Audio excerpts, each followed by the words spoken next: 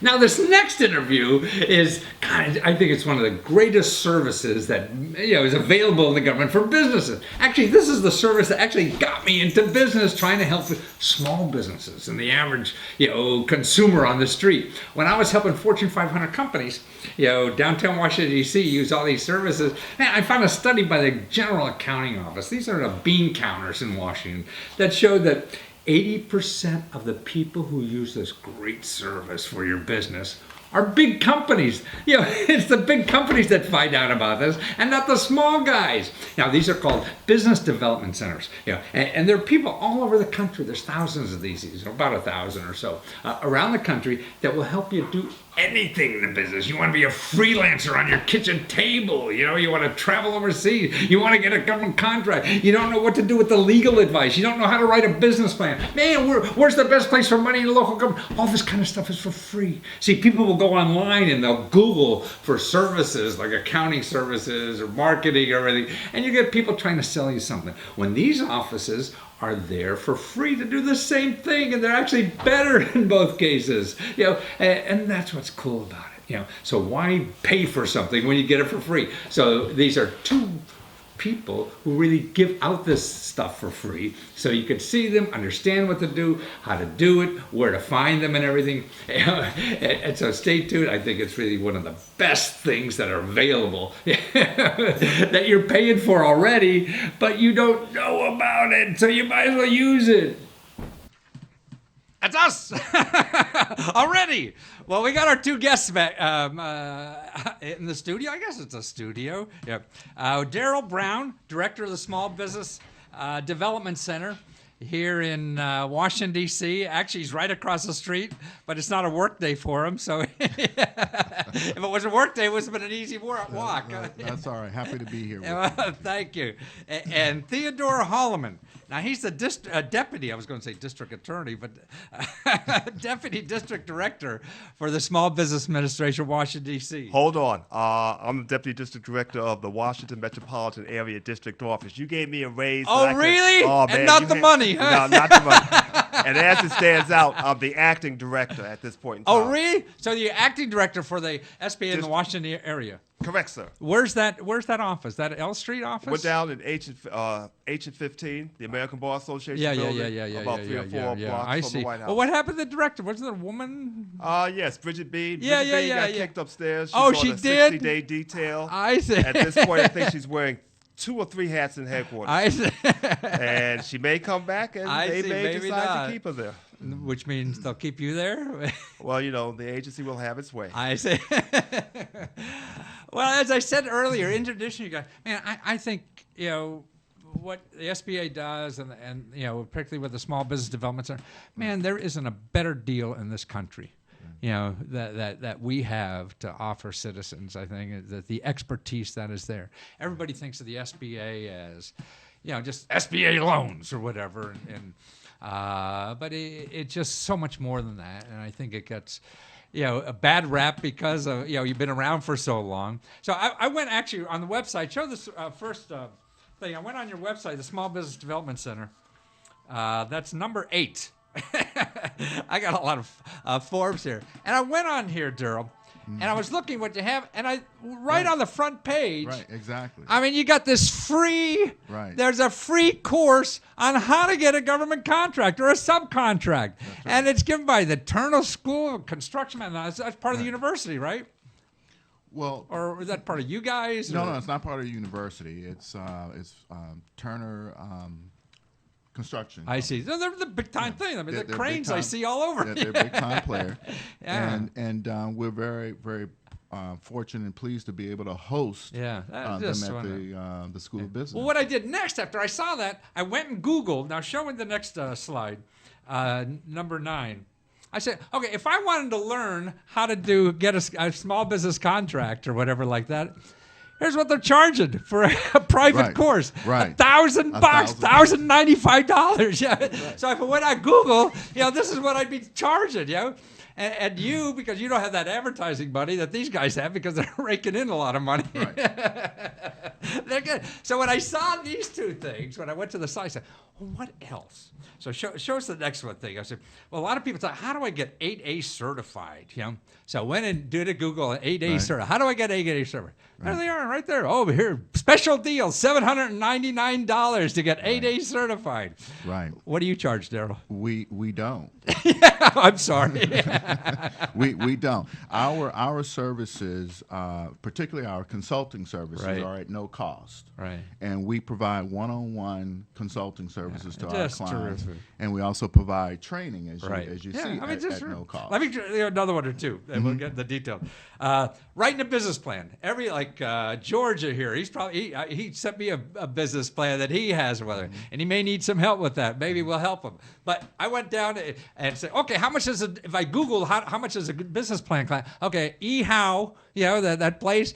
Okay, here's what they say: $2,000 to $9,000 to help you write a business plan. And you charge what, Daryl? No cost.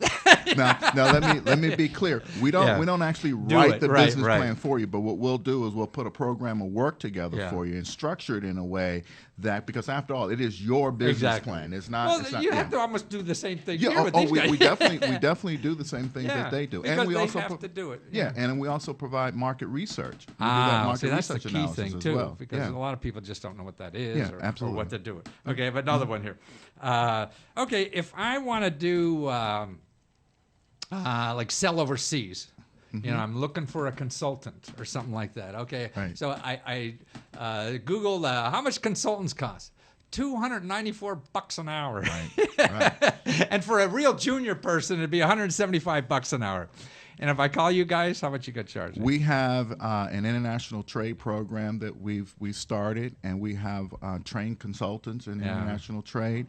And that's at no cost. Yeah, I mean, and you guys have all the programs too. The government has programs that help you do that. So you're gonna. I mean, see, that's what I used to be. One of these guys who charge hundreds of dollars, and I go to these big companies, and I charge them $10,000. I come to you guys, get it all for free, and I put my name on it and sell it to them. They're just lazy. Now Matthew. While this is about the SBDC at the DC SBDC.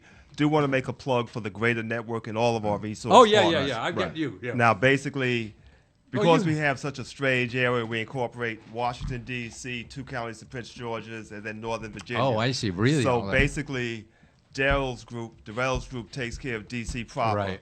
We have the University of Maryland that takes care of their SBDC, takes care of those 2 counties. What Darrell does here, it's all over the country. This is a national show. And so basically we have George Mason taking care of Northern Virginia. Right. We also have SCORE counselors. Right. And basically they all provide the same services. We also have 2 women's business centers located in our area, one downtown at 727 15th Northwest, and we have one also located down in Springfield, Virginia. So combined, and he does a great job. Right. But I just want to make sure that everybody understands that we're not going to dump all the work on Darrell. No, I appreciate it. We're going to spread that work around. An example, there's, SBDCs and all these other, there's a couple thousand of them all across the country. Yeah. That's right. I think if I may make one quick point about the SBDCs, we are also the accredited organizations. We go through an accreditation process, and so our counselors are certified, and that's a difference between what we provide and some of the other service providers. So, but I mean, I want to get to the SBA a little. Let me just finish one more item with him. Invention. This is what hurts my soul more than anything is that when I see these inventors wanted, call 1-800, let me screw you, or whatever the heck it is. And here, you go to these things, look at the data at the Federal Trade Commission and investigating these people all the time, and they'll charge up to $10,000, $12,000, to help you with your invention. Right. Now, you guys do that too, right? Well, that's a real specialty area for us, and at this time, no, we're not doing that. But there are some SBDCs throughout the country that do that, but it's not a specialty for us at the moment. Yeah. So if if my local SBDC doesn't happen, I could go to the SBA and find out probably somewhere else that through SCORE or something like that. Perhaps, but that is highly specialized, Really? and I haven't come across one like that. When you were talking about, you spoke about inventions, I thought you were going down the STT or the SBIR program. Oh, I see. No. But No, this is you may consumer have, stuff. you may find a score counselor who's taken a client or two through the patenting process. Right. And we've seen people do that. Now, taking them through a patenting process, getting the patent, that whole 9 yards. I know that SCORE has done that. I don't know what your experience has been with that. Well, I see some of We've the had very SBDCs specialize in it, Yeah, you know, right, because a lot of them are really there because they're trying to encourage high-tech companies and Right. ideas, you know, with Well, technology. most likely out in California. I don't know. Yeah. I can't confirm this or not, but I would speculate that many of the counselors in California, especially in that area, because you have that high tech and a lot of inventions and things that are happening there, they may have specialized consultants. Yeah. Now, I interviewed one guy up in, you know, see the areas of the country, you know, that are losing all these manufacturing jobs. I mean, everybody thinks that, the hope is, some bright kid with an idea is Save the world. is going to set up another, Apple computer in their backyard or something like that. Right. But never I know. think even Maryland, has a lot of that. They work with, inventors, young people with ideas. They help you through that process. Well, anyway, I mean, whether they have it or not, to me, it's just how do we get people to look for the options? I mean, one of the things that people, you get hit with a salesman and you think that that's your only option available. Right. And so people are spending the money and they spend 10 grand on somebody who doesn't know what the heck they're doing at all with that stuff. But actually, this thing I saw that is the application grant that you guys have to supply every year. Right. And I see that for import exporting. I mean, you got to have like 10% of your people have to be specialized in exporting. That's right. Well, what is the STEP program? I mean, you guys run that. Well, basically, as you know, since the Obama administration has come into power, since the Obamas have been in power, Michelle will like that, though. give them both credit. But exporting has been one of the keys to his plan to turn the economy around. So basically, they've moved forward and tried on several fronts to spur American exports. And basically, STEP is State Export Program. States and the District of Columbia applied for and received grants. And basically, these grants were designed to, at a local level, give them the tools, at least give them the funding so that they can go about trying to enhance their exporting options. So you mentioned the SBDCs. Yes, they have that, but then on top of that, they've placed this new initiative into place, giving states up to a couple of $300,000, depends on which area. Yeah. Again, to spur that, working with other resource partners like the USIAC. What's USIAC? What's that? U.S. Export Assistance Center. I see. That's Is that a SBA's thing? Or well, basically, it's a collaboration between the Small Business Administration and Department of Commerce, and it's actually staffed by both of our personnel. I see. ITA folks, those people. And basically, the whole point there is try to get. Well, this was the initial step before this administration to have one-stop shopping, so that via the Department of Commerce, basically they had links overseas, so they can get a sense of what's happening overseas, what the needs were. And then you have the SBA people there also trying to help the local businessmen export. Plus, or women. Or women. Or women, sorry. Thank you. Keep me straight. Michelle would like that. She would like that. Plus, Department of Commerce have specific loan programs for exporting. As well as you always had that, right? They always had that, but then SBA also has the applications of their programs that can also help exporting. So by having everybody in the same house, no matter which way you go, one of us is going to be able to help you. On top of that, we're now coming up with an export team. All the district offices within the SBA system have been tasked to come up with an export team to make us work together more tightly, to bring in, actually it's going to be the USIAC director, the district office director, an export finance specialist, the district office international trade officer, SBDC, and other resource partners will actually get together and form a plan for their given area. What does that mean, like the entrepreneur? Hey, maybe my stuff. Okay, well, I I'll can sell say my what that stuff means. over. And let me give you the timeline. Yeah. So this is a new initiative that's just being I rolled out see. now. So basically, we have to identify the team members, take a head count, say Right. who's going to be on the team by the end of April. Oh, We're so supposed you to got- hold a planning meeting by the end of this fiscal year, get everybody together. And the concept here is get everybody together, work together, and come up with this philosophy that when a client comes to us, Yeah. there are no wrong doors. I No see. matter how they intercept any of the Yeah. partners, they get to They where know they where they need to go. go. What we see For on exporting, you mean? for exporting. Yeah, right. What we see for next year is that we'll probably be tasked to hold specific events, reaching out to the community. I So this see. is a forming. This Right. let's face So it, it's we really planning. don't even have Yeah, a right, budget yet. right. So and we Nobody does in the and South. depending on which way sequestering goes. right. But basically, the plan is Yeah. to form up now, and next year we'll be executing this- outreach events. Now the STEP program itself. I mean, that's funds that the states already have, right? Well, this is the second year. of the Second year. Yes. And is there funds there to help you, like go to trade shows or something like that? Do you know, or what Well, kind of funds are basically, they have options. how they use it? You mean? Well, they have options. Now they don't pay for someone to Right. go, but they can do anything from just holding events, providing information, to sponsoring trade missions. I see. Okay, and I think DC has had two trade missions. DC trade has mission. that, right. So now a trade mission means what? If I haven't You wanna take done that? that before. Well, the trade mission means is that the elected officials, the mayor, the deputy mayor of economic development, and others, the mayor's economic development Right. team, will get together. Will also pool businesses that are interested in export and take them abroad I see. to another country, whatever that country may Right. be.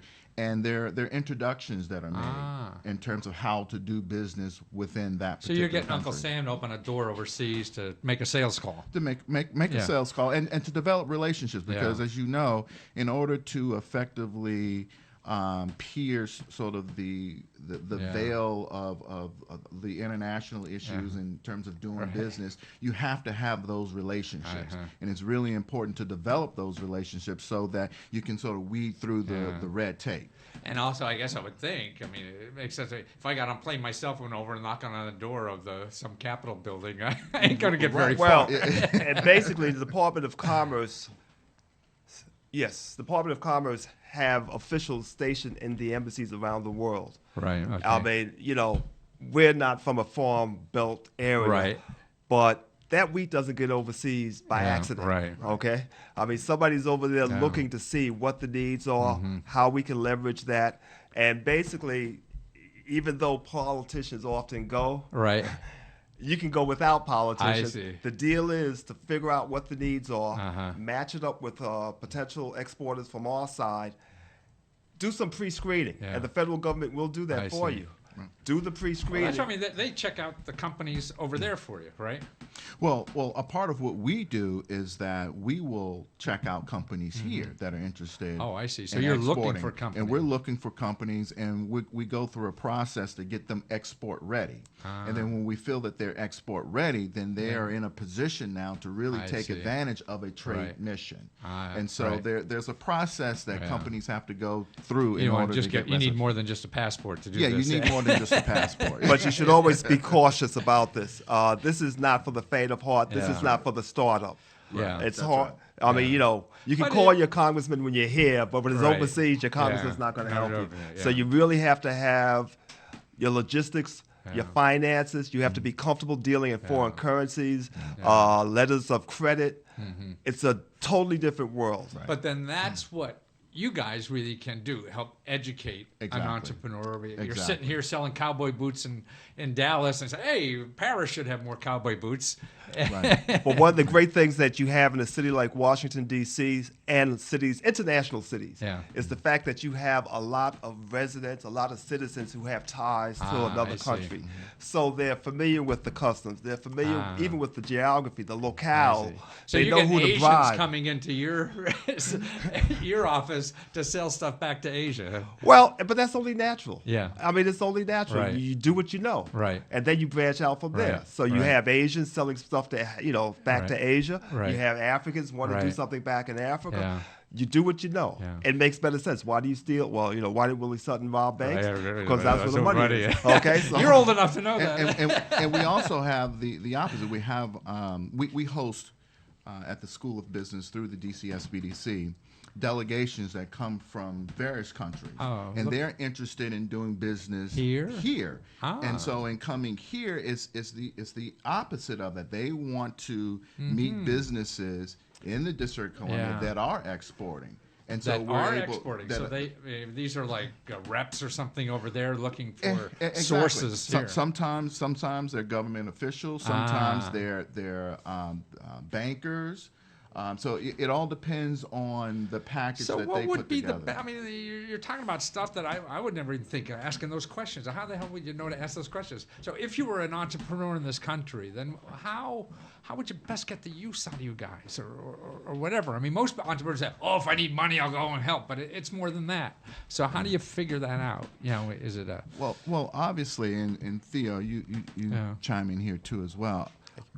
The first thing that I tell entrepreneurs is, one, educate yourself about your particular industry. I mean, you just can't willy-nilly walk into an industry and say, I'm here, I'm going to do business. You've got to educate yourself first. And through educating yourself, you will root out various resources, various organizations, to include SBDCs. Right. And once you've sort of identified those institutions and organizations, then it's up to the entrepreneur to be selective about who they're going to access, who they're going to talk to, and then once those doors are open, then it's sort of drilling down. So it's, again, most of us make a decision before we have all the information, right? But we need to do the other way around. So is there like a beginner's course or meeting or something like that? Or like, I want to start a business, so that you don't say, hey, I want $500,000 because I have a great idea. Well, let me give you an example. I have a bachelor's of business administration, 1974, Baruch College City. I'm 61 years old. Okay, so bottom line, when I was in college, I thought I was going to go start a business. I started reading at the time Black Enterprise, which was about the only thing going. You didn't have Entrepreneur, you didn't have Inc., you didn't have all the. But I started reading what was available. You went to City College, you said? Yeah, City University of New York. Yeah. The bottom line is, if you're interested in this, you have to go, like Willie Sutton, you have to go where the money is. You have to start hanging out at our website. Yeah. Right. Okay, you have to start signing up for our newsletter. Your website. See, the problem well, hold on. Okay, I'm about to go there. Okay. And as Darrell can attest, we're pushing an effort now where all of our resource partners load all of their information on our website. So by going to our calendar of events, you're going to see everybody in the area. Like what? Well, you were talking about exporting events. Yeah. We put on an exporting events. Well, we're coming out with a series. We're going to talk about hub zones, exporting, and we're just going to the series. But all of whatever it is, it's going to be on that calendar. He's talking about also the training calendars that we're speaking about. Events. And the events that are on the training calendar. And so the DCSBDC has events on their training calendar. SCORE has events. The Women's Business Center has events. So maybe that's the place to start. Look at these calendar events you go to. Well, but that's just one thing. That's one thing, right. But one thing. But the other thing is start reading the SBA. I mean, the SBA website is a mile wide and 2 miles deep. Right. So when you have nothing to do, sometimes just start thumbing through it. Yeah. Right. But the last thing is, with regard to exporting, and since we've had this little segment on exporting, always go with the low-hanging fruit. Which means basically after you've done everything you can do here and you're secure, don't prematurely go overseas. Your lines of communications get strung out. Your deliverables get strung out. You come into a whole level of complexity. After you've mined have you gone national first? Have you gone regional first? But see, Matthew, where it really starts is in the business plan.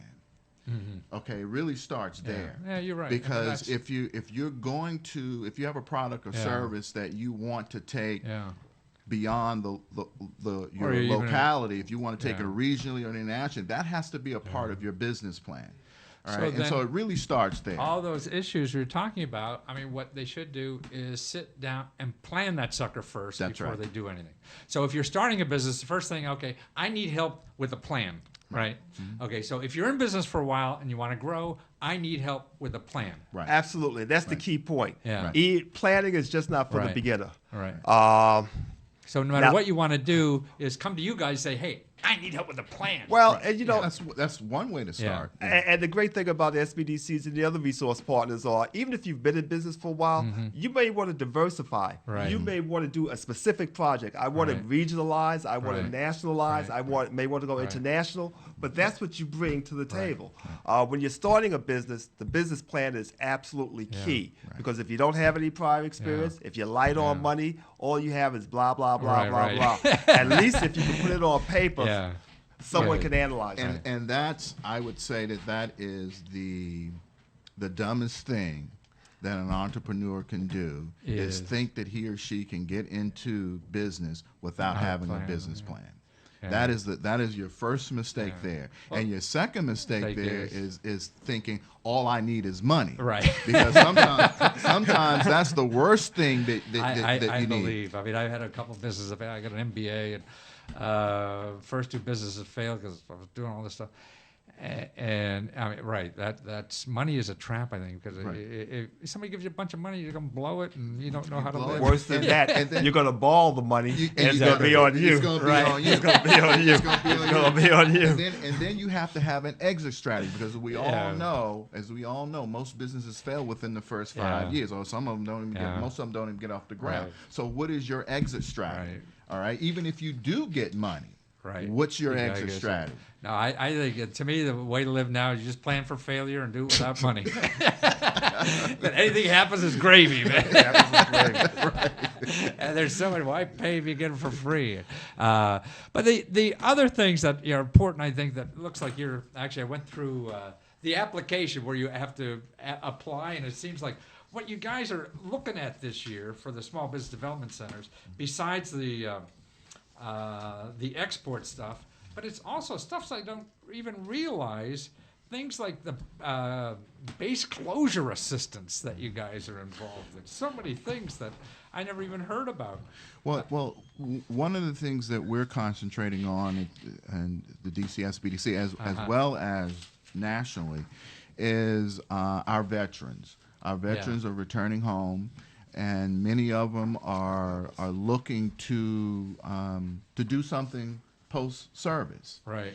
And we're here to provide an avenue to help them in terms of they're looking to start their own business. So we have a national program. It's called Boots to Business. Yeah. And as a matter of fact, Thuriel and I have been working on that over the past couple diligently. of weeks. Is it really? How is that different than a normal person, though? I mean, that's just so many of these different programs. Well, basically, have you ever been in the military? Yeah. Okay. 3 years, 2 months, and 9 days. That's okay. I tried it for 20 years, decided I didn't like it. I say, oh, really? It took you that long. Okay. Well, I'm slow. But basically, you remember somewhere towards the end, they said, okay, we're going to process you out. Oh, yeah. They sat That's you where I down saw and said, 3 years, 2 months, and 9 days. Okay, and then you're gone. Well, over the years, I retired in 96. And when I retired, my out processing at that time was known as Transition Assistance Program. Transition Assistance Program. Ah. And it took about 2 days, if that much. Mm-hmm. And then you were out. Now, DOD has decided to come up with a standardized program across their services, across the country, that consists of 5 days. They have Department of Labor playing. They have the Veterans Administration playing. The service members are offered 3 tracks, one being academic, the other being like looking for a school or something? Well, going to back to school, using the GI benefits, go back to school. Right. Vocational, getting into a voc skill. And then the third one, in a formal way, is a new bird on the block, entrepreneurial track. And that's where the Boost to Business program comes in. If you elect that track, you will do 2 days of intensive training on just the concepts of going into entrepreneurship. So it's this education thing. It's education. After you do that, you have 8 weeks of online support with the University of Syracuse, further developing your plan. And then after that, either you separate, or if you haven't separated yet, you hook up with your local resource partners, SBDC, SCORE, and then you carry on this working on the business plan to the point where you get out and then execute your plan. I see. You're doing a lot more online counseling now. Is that right? Are you doing it locally, you guys? Well, we have some online programs, but we're beginning to beef that up. Yeah. And that is something because in terms of higher ed, and SBDCs are primarily educational institutions, and people today, oftentimes they don't have time or they don't want to spend the time in the classroom. Right. And so online training is becoming more and more important, and that's something that we're currently working on. We're not there yet. With How about the online training. counseling? Are there many SBDCs doing that yet? Yeah, the counseling, but doing it actually online. Well, I'd say who's big on that, and that's SCORE. SCORE is very big on online counseling. So you could get that online. Right. So you don't have to get dressed and come down and see You don't have to get dressed. You could do your assignments, submit them online. And so basically, and that is great. And this area is not as pressing. Yeah. But when you get to the rural areas, where you know, that I was gonna make. Yeah. You got to drive 50 miles before you. Now I hear. I mean, there's a couple of women's organizations in the SBA too. I mean, we have no women's organizations. We service everyone. We service everyone. Yeah, but I mean, the special things for women that are set up. What are they? Well, basically, as we mentioned before, you have the women's business centers. Yeah. How is that different from an SBDC? Just the focus. Yeah. Just the focus on women. Now, technically, when I tell people when I'm out speaking, I say, speak about the women's business center. And guys, if you're secure in your manliness, you can go there. I see. Can go. Now, if you're I think it's a great place. Okay. If you're looking and basically, let's face it, this goes back to a time when women were just first entering in. They did not have any real experience. Yeah. Whereas you might expect a man might have been in a managerial position, and now he's branching out into entrepreneurship. Yeah. They didn't have that. So they did the same thing. Yeah. And so now, as the years have gone by, women, of course, are reaching managerial, the highest levels of managerial They're levels. Actually starting more businesses now than men. But that's right. More of them in college also. Yeah. But it's still a women-centric, and they deal with it more holistically. You tend to get a hug if you go to a women's business center. Darrell's not giving out any hugs. We don't give hugs.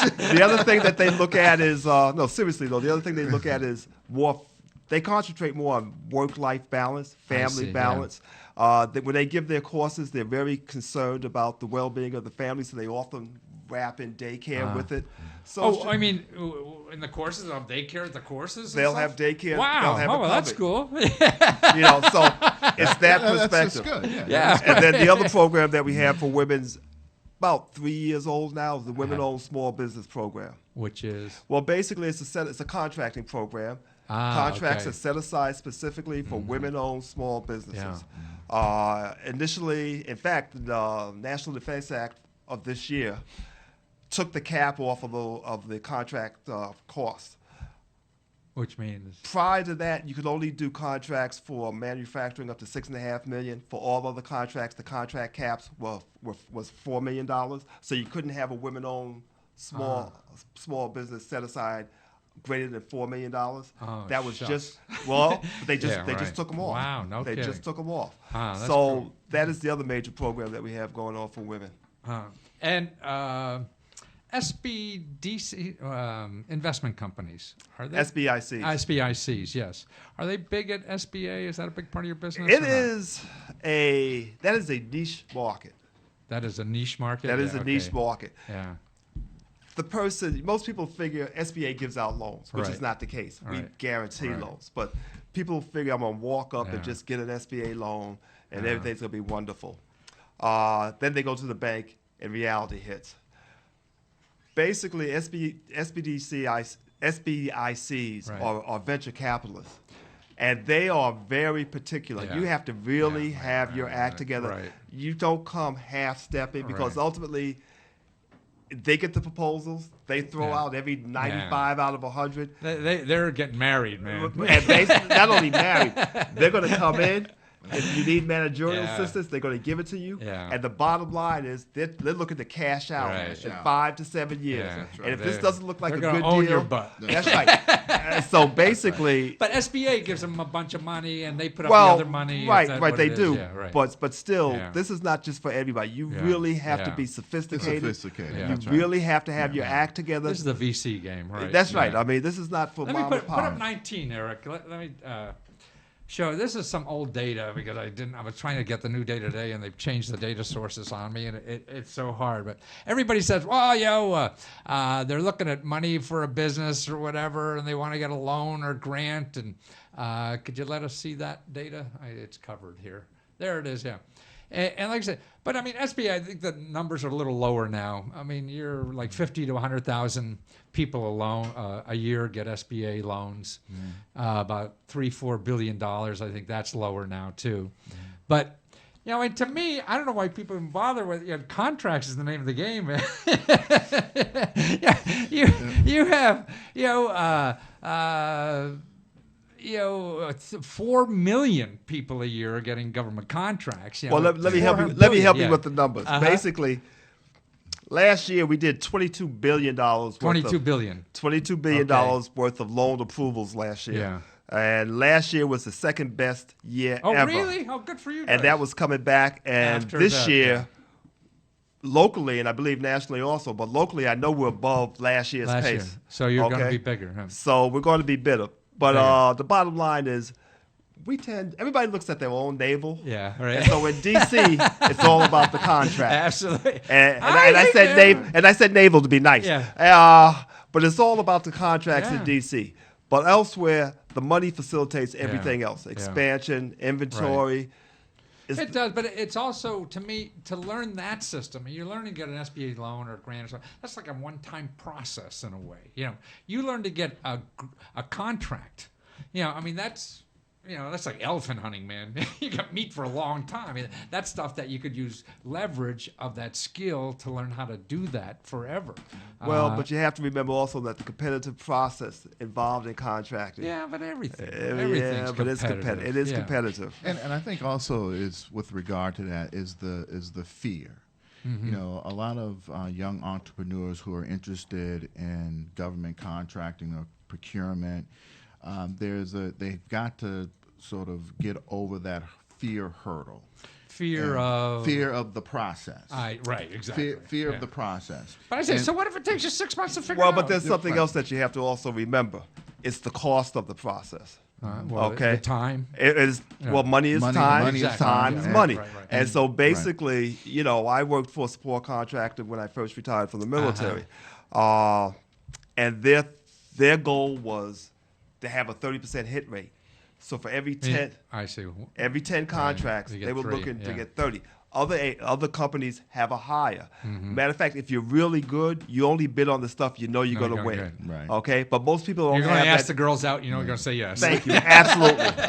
So bottom line is most young companies don't have that Don't kind know of that time. yet, yeah. And so they're just looking at any old Yeah. thing. Well, I And mean- after a while, you're expending a lot Yeah. of resources and you're not making any money. Yeah, but And that's what life. holds you- Do you have to do Well, that but see, shit? but wait. But How remember else you gonna too- live? But remember too, Yeah. historically, the two major detriments to a new firm: lack of capital, Yeah, lack of management expertise. yeah, And if you're coming in light, Yeah. going into the federal arena yeah.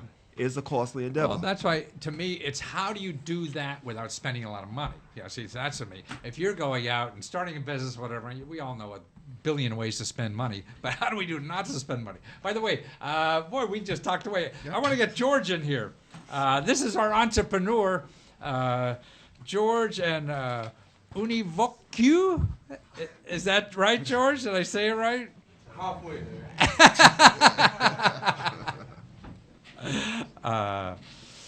Here he comes. Here's George. Yeah, here he is. George.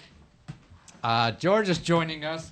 He's an entrepreneur I met the other day who has a small publishing firm now, and this is his new idea called the Media Lounge, right? Absolutely. Okay, that's one of the ideas, or you want to get a little closer to the mic, maybe. Yeah.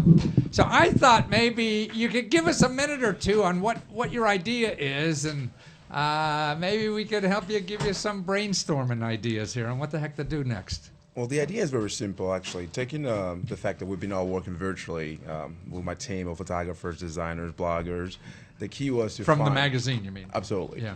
To find a way to bring them all together in a fun environment. I remember our office in Charlotte, North Carolina, downtown. They all hated going there. It was just white lights, small office space, but they will all be more productive if they went back home or if they went back to a Starbucks and work in there. Right. So pretty much, I've just said, well, what if we had a place where obviously, that works well with the magazine. Not only that, but also bring a good talent together we can use from a production work to just working on itself on the publication. This is pretty much a concept that we came in with. Obviously looking at different area from Florida, DC, Chicago. So Anna's Morgan just seemed like the perfect place to do so because of his gentrification and also his diversity when it comes to cultural and the surround of different colleges around. So this is what I've been working into for the past few months here, and which I'm looking for the right team together. I was listening to you gentlemen talking about what not to do. I definitely have a business plan. I do have a business plan. Yes, I've learned that money is not the savior, but no, management is the key. Right. Location is very important. So and also understanding your competitors. Absolutely, you may have some other folks that are out there doing the same thing that you're doing or something similar, and you need to know who they are, where they are, and what they're doing, and how what you're doing is different or unique from what they're doing, and that's important to know. Market research, like you said. That's market research. Absolutely. Exactly right. And we did spend some time also looking and surrounding. Again, this is why we choose Adams Morgan. There's nothing like it, but also the fact that this format allows us to work directly with with local colleges and not only look at it as okay, well, what we benefit out of it, but how can we actually bring talented mind that don't have the opportunity. I mean, I've been working on this for the past 2 years and a half, and I know how hard it is to have a great idea and really not having people seeing the vision until you literally put all the pieces together and they're, oh, okay, well, that's what he was talking about. So it's been a built-in process from starting with an online publication with actually starting in Spanish. Oh, then wow. it morphed into let's put more lifestyle together. Then from there went to bilingual automotive. So it has been a metamorph of what those advertisers or sponsors care about, and all the no's help you. But the space, is Yes. that going to be, you're going to release space to cool people, or is it just for your own people in your business? It's going to be a multi-usage space. Obviously, I've learned that we don't need that much space For your guys. For my guys. No, it's a small team of 9, but also utilizing part of space as a design area, photography floor. It also allows us to have the space to train people to come in there and interns, for example, work with us.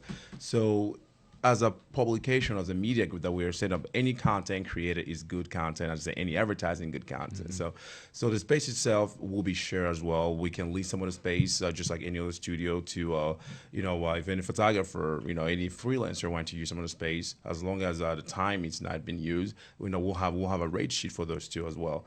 But primarily objective is for us to use the space for our own goal, publication, lifestyle show that we're developing.